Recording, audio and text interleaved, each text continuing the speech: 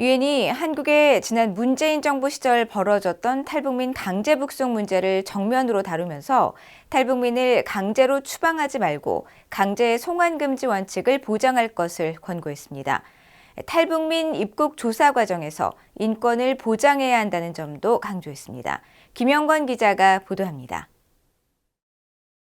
한국의 전임 문재인 정부 시절인 지난 2019년 11월, 당시 문재인 정부는 동해에서 어선을 타고 한국으로 넘어온 탈북 어민 2명을 강제로 북송했습니다.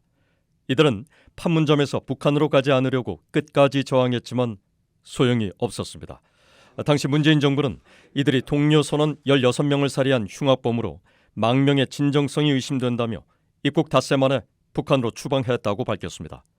하지만 유엔의 특별보고관들과 국제인권단체들은 잇따라 성명을 내고 문재인 정부가 공정한 재판을 받을 권리와 강제 송환 금지 원칙 등 국제법과 국내법을 모두 위반했다고 지적했습니다. 이 문제에 대해 최근 유엔이 공식 입장을 밝혔습니다. 유엔의 시민적 정치적 권리에 관한 국제규약위원회는 지난 3일 발표한 한국의 자유권 규약 이행에 대한 5차 심의 보고서를 통해 탈북민을 강제 송환하지 말 것을 권고했습니다. 그러면서 탈북민 등 국제적 보호를 구하거나 필요로 하는 개인이 자유권규약 제6조와 7조에 명시된 것과 같이 돌이킬 수 없는 위험이 있는 국가로 추방되거나 송환되지 않도록 보증함으로써 강제 송환 금지 원칙을 보장해야 한다고 권고했습니다. 또 신문이나 구금법률 상담권, 행정구금기관 및 사법심사, 추방 또는 보호 거부 결정 같이 사법기관에 항소할 권리 등 탈북민에 관한 절차와 안전장치를 법으로 규정하고 탈북민들이 실제로 안전장치에 효과적으로 접근할 수 있도록 보장할 것도 권고했습니다.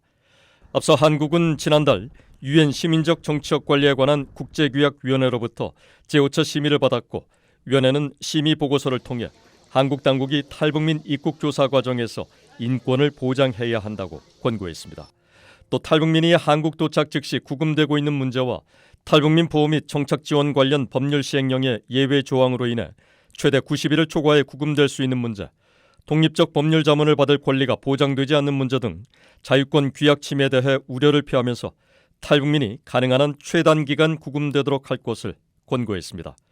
현재 한국의 윤석열 정부는 모든 탈북민들에 대한 전원 수용 원칙을 밝히고 있으며 한국에 입국하는 일반 탈북민들은 국가정보원사나 보호센터에 수용돼 정보기관의 합동조사를 받고 신원이 확인될 경우 보호 결정을 받아 하나원에서 석 달 동안 한국 사회 적응 교육을 받은 뒤 본격적인 정착 과정을 밟고 있습니다. VN뉴스 김영권입니다.